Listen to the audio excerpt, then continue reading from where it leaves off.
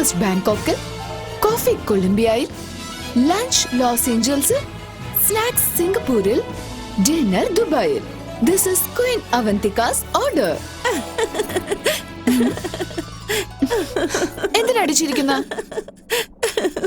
ചിരിക്കാതെ പിന്നെ എന്തിനാണ് നിനക്ക് ഈ മഹാറാണി ആഗ്രഹം? നിന്റെ അച്ഛനും അമ്മയും നിനക്ക് അവന്തിക എന്ന് പേര് വെച്ചതുകൊണ്ട് സത്യത്തിൽ നിന്റെ ഭാവം കണ്ടാൽ യുധിയാനി രാജ്യത്തിലെ രാജകുമാരിയാണെന്ന് തോന്നും. നിനക്ക് എന്തിനാണ് ഈ പകൽ സ്വപ്നമൊക്കെ? നിങ്ങളുടെ സ്വപ്നങ്ങളും ആഗ്രഹങ്ങളും ഒക്കെ സഫലമാകും. ഞാൻ പറയുന്നത് മാത്രം ചെയ്താൽ മതി. നിന്റെ കല്യാണം നടത്താനാ നിന്റെ ചേച്ചിയും ചേട്ടത്തിയും ആഗ്രഹിക്കുന്നത്. പക്ഷെ നിന്റെ ആഗ്രഹങ്ങൾ വളരെ വലുതാണല്ലോ. നല്ല ഭംഗിയുള്ള ഭർത്താവ്, കൊട്ടാരം പോലെയുള്ള ഒരു വീട്, ആഗ്രഹങ്ങളൊക്കെ നടത്തി തരാൻ പണം. ഇതൊക്കെ ഒരു ഫാമിലി പാക്കേജ് കിട്ടിയെങ്കിൽ എത്ര നന്നായിരിക്കും. ഈ ആഗ്രഹങ്ങളൊക്കെ നടക്കണമെങ്കിലേ സാധാരണ ജാതകം പോരാ, നല്ല രാജയോഗമുള്ള ജാതകം വേണം. നിങ്ങളുടെ അനിയത്തിയുടെ ജാതകവും നക്ഷത്രവും രാശിയും ഒക്കെ ഉത്തമമാണ്. ഒരു പ്രാവശ്യം കൊണ്ടുപോയി ബാബയുടെ മുന്നിൽ നിർത്തിയാൽ മതി. നിങ്ങൾക്ക് മഹായോഗമുണ്ടാകുന്നതാണ്. പണം, ബംഗ്ലാവ്, കാറുകൾ എല്ലാം നിങ്ങളുടേതായി മാറും.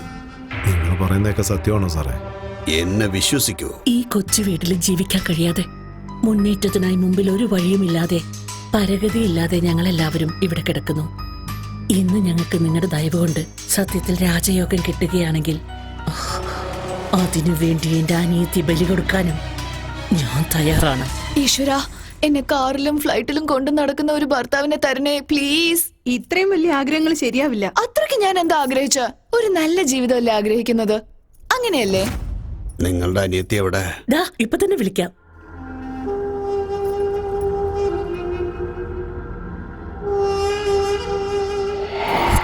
നീ ആഗ്രഹിച്ചതുപോലുള്ള ഒരു ജീവിതം നിനക്ക് കിട്ടണമെങ്കിൽ ലക്ഷ്മി ദേവിക്ക് വേണ്ടി ഒരു പൂജ ചെയ്യണം പോലും.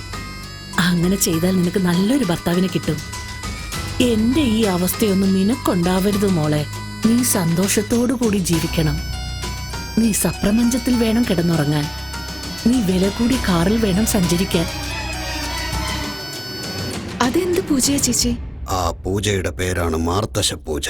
ആ പൂജ ഒരു രാഷ്ട്രീയക്കാരന്റെ അഭിവൃദ്ധിക്ക് വേണ്ടി മാത്രം ചെയ്യുന്നതാണ്. അതിന്റെ നന്മ അദ്ദേഹത്തിന് മാത്രമല്ല, ആ പൂജയിൽ പങ്കെടുക്കുന്ന നിനക്കും ലഭിക്കുന്നതാണ്.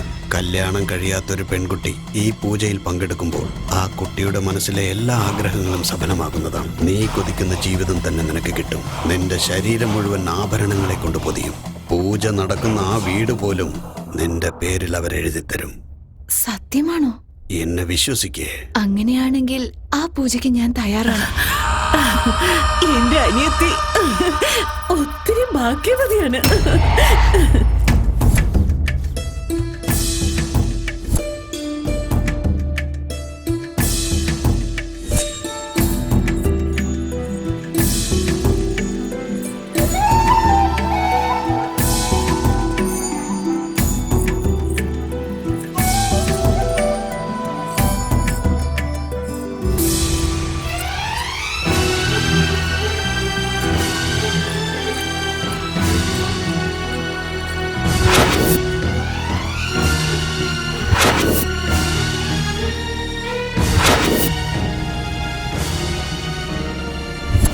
ഒരു പെൺകുട്ടി നല്ല ജീവിതം വേണമെന്ന് സ്വപ്നം കാണുന്നത് സ്വാർത്ഥതയല്ല, ആഗ്രഹമാണ്.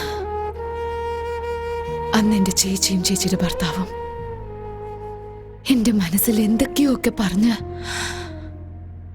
എന്നെ ഒരുപാട് മോഹിപ്പിച്ച് ഈ വീട്ടിലേക്ക് എന്നെ കൂട്ടിക്കൊണ്ടുവന്നു. അവരെ വിശ്വസിച്ച് ഞാനും വന്നു. അവരെന്നെ ഭംഗിയായി അലങ്കരിച്ചു. എന്നിട്ട് അവരെന്നെ കൊന്നു.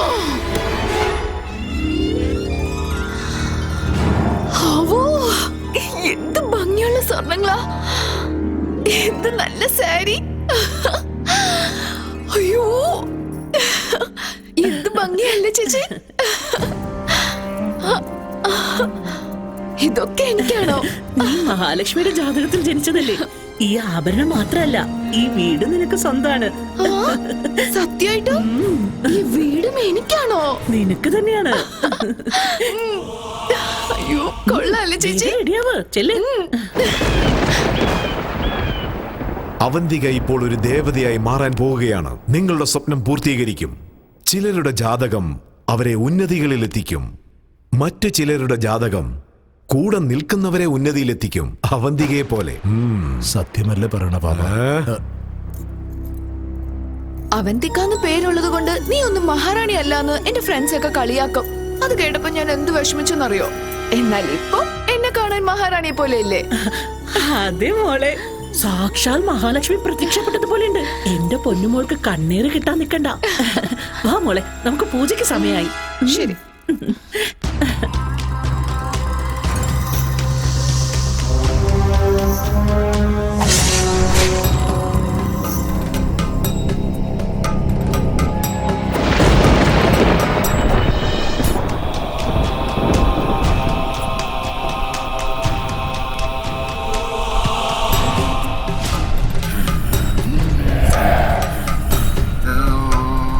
ബാബാ,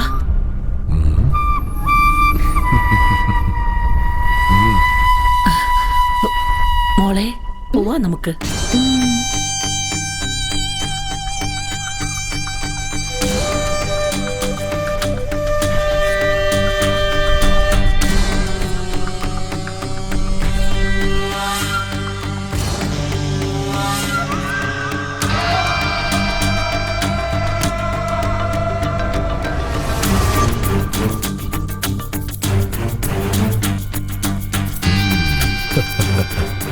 വരൂ അവന്തികെ, ബ്രഹ്മന്റെ ഒരു അത്ഭുത സൃഷ്ടിയാണ് നീ. വരൂ. നിന്നെ പോലൊരു സൗന്ദര്യ ദേവത ഈ ഭൂമിയിൽ ജനിച്ചത് ഭാഗ്യമായേ ഞാൻ കരുതൂ. എനിക്കൊരു നല്ല ഭർത്താവ് കിട്ടുമല്ലോ ബാബാ. നിന്നെ ആനപ്പുറത്ത് ആഘോഷത്തോടെ കൊണ്ടുപോകാൻ ചിറകുള്ള കുതിരപ്പുറത്തൊരു യുവരാജാവ് വരും. എന്നാൽ പിന്നെ വേഗം പൂജ തുടങ്ങും ബാബാ. എങ്കിൽ വന്നിരിക്കൂ. വരൂ.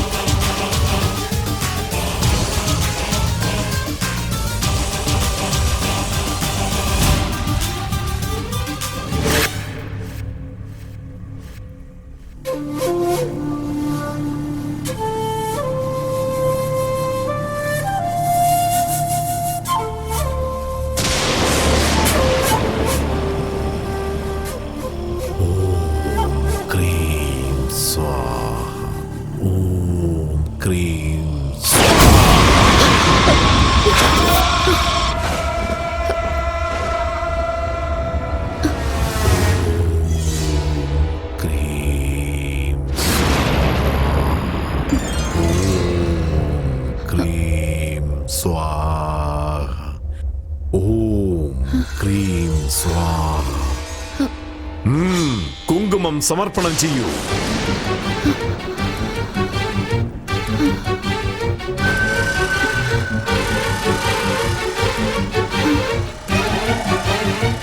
ഭഗവതിക്ക് രക്താഭിഷേകം ചെയ്യാനുള്ള സമയമായിരിക്കുന്നു.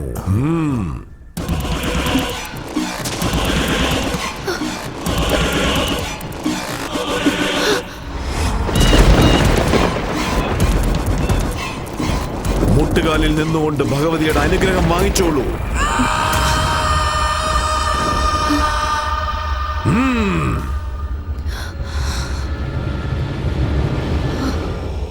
അനങ്ങാതെ അങ്ങനെ തന്നെ നിൽക്കണം.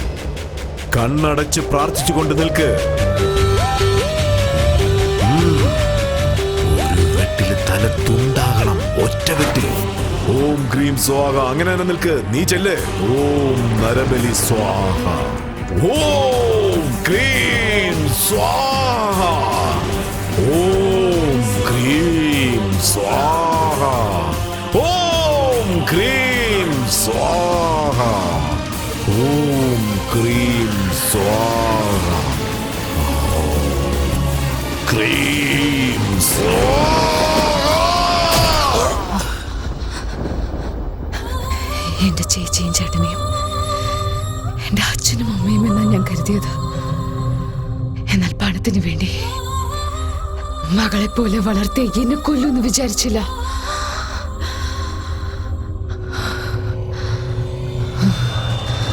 അതിനവരനുഭവിച്ചു. ആ നിമിഷം മുതൽ ആ ബാബയെ, ആ നീലകണ്ഠനെ, അവന്റെ മകനെ കൊന്നു കളയണമെന്ന് ദേഷ്യത്തോടെ കാത്തിരിക്കുകയാണ് ഞാൻ.